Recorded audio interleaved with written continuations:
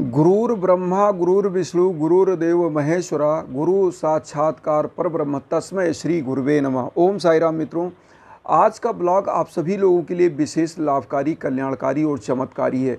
आज हम आप लोगों को बताने वाले हैं कि साईं बाबा किस सरल उपाय से प्रसन्न होते हैं और साईं बाबा किस प्रकार से आपके घर की दुख दरिद्रता को ख़त्म करते हैं और हर क्षेत्र में आपको सफलता का मार्ग प्रशस्त करते हैं।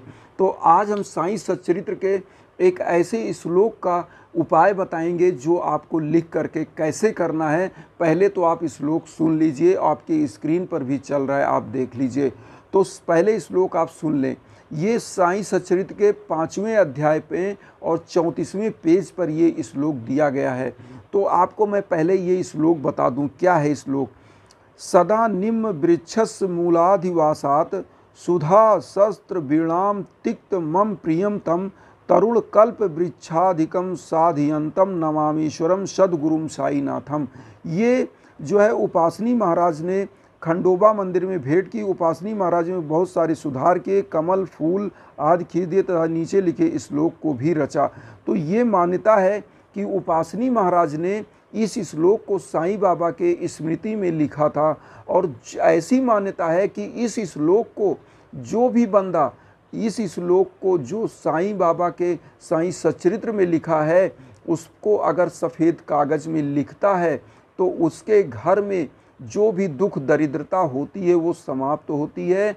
ऐसे घरों में बाबा दोनों हाथों से धन लक्ष्मी की वर्षा कराते हैं और ऐसे घरों में जो लोग सफल नहीं होते हैं वो हर क्षेत्र में सफल हो जाते हैं। जैसे कुछ बिजनेसमैन हैं, बिजनेस कर रहे हैं, वो नहीं सफल हो रहे हैं तो उनके लिए भी रामबाण है। जो स्टूडेंट हैं जो तैयारी कर रहे हैं नौकरी के लिए उनको भी बहुत अच्छा ये सफलता प्रदान करता है ये मंत्र। और जो भी माताएं बहनें औलाद नहीं प्राप्त कर पा रही, संतान नहीं हो रही हैं, उनको भी ये उपाय कर लेना चाहिए। इसको करना कैसे है, बहुत ही सरल, बहुत ही इजी उपाय है। किसी भी बृहस्पतिवार को नहा धो लीजिए और बाबा को पीले आसन पर स्थापित करिए। बाबा को क्या करिए, एक लोटे में बाबा के पास जल रखिए, उसमें एक चिम्मट डालिए और बाबा के चारों तरफ घुमा करके छिड़क दीजिए और वातावरण पवित्र कर लीजिए। खुद नहा धो करके बाबा की ऊदी लगाइए और पीला चंदन लगा लीजिए और उसके बाद बाबा को पीला हार या पीले फूल की माला पहना दीजिए। और बाबा को जब पीला पुष्प आप पहना दीजिए उसके बाद आप करिए क्या, एक सफ़ेद कागज़ लीजिए और जो स्क्रीन पर ये श्लोक आपके चल रहा है इस श्लोक को आप लिख लीजिए। क्योंकि उपासनी महाराज ने इस श्लोक को रचा था और ऐसी मान्यता है कि बाबा को दीपक से भी बहुत प्रेम था। क्योंकि बाबा वहाँ के बनियों से, शिरडी के बनियों से तेल का भिक्षाटन करते थे और उसी सरसों के तेल से वो दिया जलाते थे, मस्जिद को सजाते थे और वहाँ बैठकर वो उसको निहारते थे। तो आपको दिया क्या करना है, बाबा के जो आपने ये श्लोक लिखे हैं सफ़ेद कागज़ पर, उस पर ऊदी लगाया, उसके बाद आपको दिया दोनों तरफ, दाहिने और बाएं तरफ उसी कागज़ पर रख देना इस श्लोक पर जो जिस पर आपने लिखा है और उस दीपक को जलने दीजिए। ऐसा आपको 7 बृहस्पतिवार करना है। 7 बृहस्पतिवार आपको इस दीपक को जलाना है उस कागज़ पर जिस पर आपने श्लोक लिखा है। और जब 7वां बृहस्पतिवार आए तो आपको करना क्या है, अब आप समझिएगा, इसको ध्यान से सुनिएगा। 7वें बृहस्पतिवार को आपको करना क्या है, इस श्लोक वाले कागज़ को एक पीले कपड़े में, स्वच्छ पीले कपड़े में बांध देना है। बांधने के कैसे बांधना है, आपको इस कागज़ को बांधिए, उसी में एक पीला फूल डाल दीजिए। गेंदे का पीला फूल या कोई भी पीला फूल आपके पास हो या गुलाब का भी फूल हो तो भी चलेगा, उसमें बांध दीजिए। बांधने के बाद इस कपड़े को वहीं बाबा के श्री चरणों में रख दीजिए। और फिर आप क्या करेंगे, उस कपड़े के दोनों तरफ जिसमें आपने इसको बांध दिया है उसके बीच में उस कपड़े को रख दीजिए और दोनों तरफ दाहिने बगल और बाएं बगल एक दीपक आप जला दीजिए। मतलब 2 दीपक आपको सरसों के तेल का जला देना है दोनों तरफ। और 2 दीपक जलाने के बाद आप जो भी डेली पूजा करते हो, डेली पूजा आप जो भी करते हो वो पूजा आपको करना है। साईं बाबा की बावनी पढ़नी है, साईं चालीसा पढ़ना है, 11 वचन आरती पढ़ना है।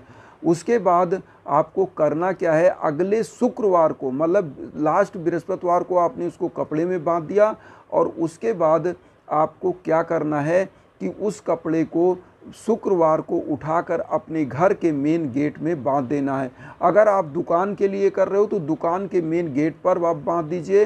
अगर आप स्टूडेंट हैं या किसी भी क्षेत्र में सफलता प्राप्त करना चाहते हैं, आप माताएं बहन हैं जिनको औलाद नहीं प्राप्त हो रही है, तो उनको क्या करना चाहिए, जिस कमरे में वो निवास करती हैं वहाँ बांध देना चाहिए।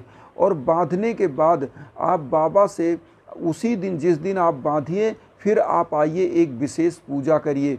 बाबा की पूजा करके आप वहाँ पर जो भी आपकी समस्याएं वो बोल दीजिए कि बाबा मेरी सभी मनोकामनाएं पूरी करिए, या मेरे व्यापार में मुझे सफलता दीजिए, या मुझे औलाद नहीं हो रही है तो मुझे औलाद दीजिए, या आप किसी कोई स्टूडेंट है तैयारी करने वाले जिनको जॉब नहीं मिल रही है तो जॉब के लिए आप बोलिए। बोलने के बाद बाबा की जो ऊदी होती है उसको पीले चंदन में मिला करके लगा लीजिए और लगाने के बाद फिर आप बाबा को एक पुष्प की माला अर्पित करिए, उनके गले में डाल दीजिए। डालने के बाद मित्रों मैं आपको बता दूं कि ये 7 बृहस्पतिवार होते होते आप देखेंगे कि आपकी मनोकामनाएं जो आप सोचेंगे वो पूर्ण होने लगेगा।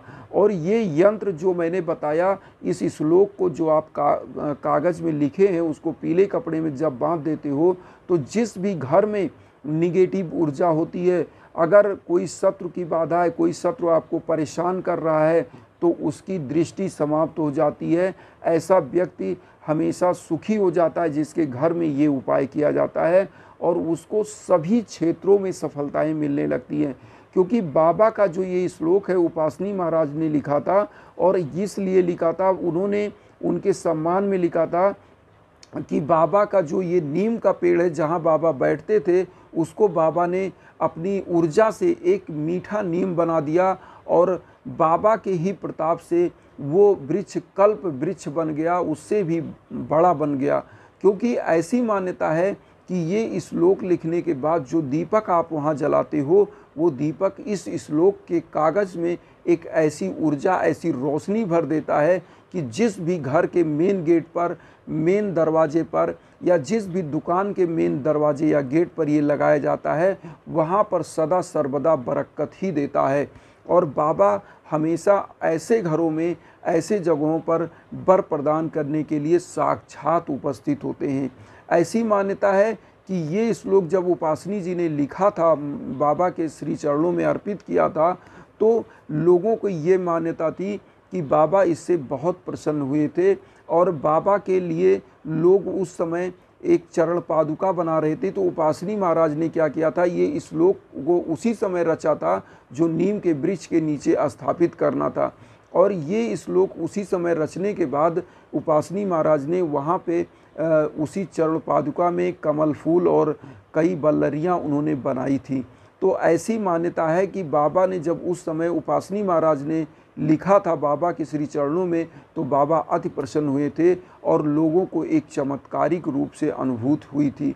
तो जो भी जिस घर में ये उपाय किया जाता है वहाँ बाबा चमत्कारिक रूप से सभी मनोकामनाएं पूरी करते ही करते हैं।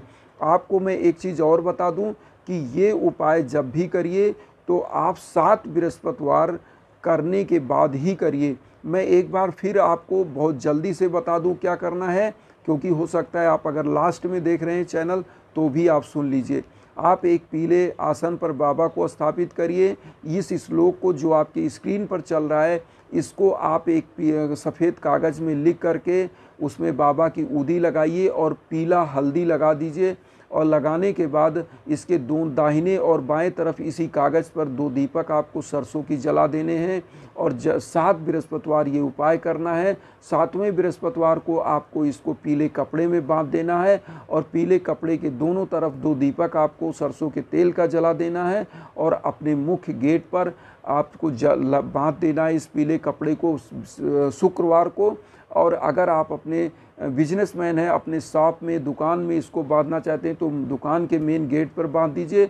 और जो भी घर में या जिस भी दुकान में ये चीज़ बांधा जाता है वहाँ सभी क्षेत्र में आपको तरक्की मिलती ही मिलती है। और इसी कामना के साथ मैं यही चाहता हूं कि सभी साईं भक्त सुखी रहें, संपन्न रहें और मुझे भी अपना परिवार बनाइए। चैनल को सब्सक्राइब करिएगा और उन साईं भक्तों तक वीडियो को ज़रूर शेयर करिएगा जिनको इसकी आवश्यकता है, क्योंकि इससे वसुधैव कुटुंबकम की जो हमारी विचारधारा है, आपकी विचारधारा है, उसको मजबूती मिलती है और हम सभी लोग जो भी साईं भक्त हैं सुखी होते हैं। तो आपको भी आशीर्वाद मिलता है, मुझे भी मिलता है। इसी के साथ ओम साई राम।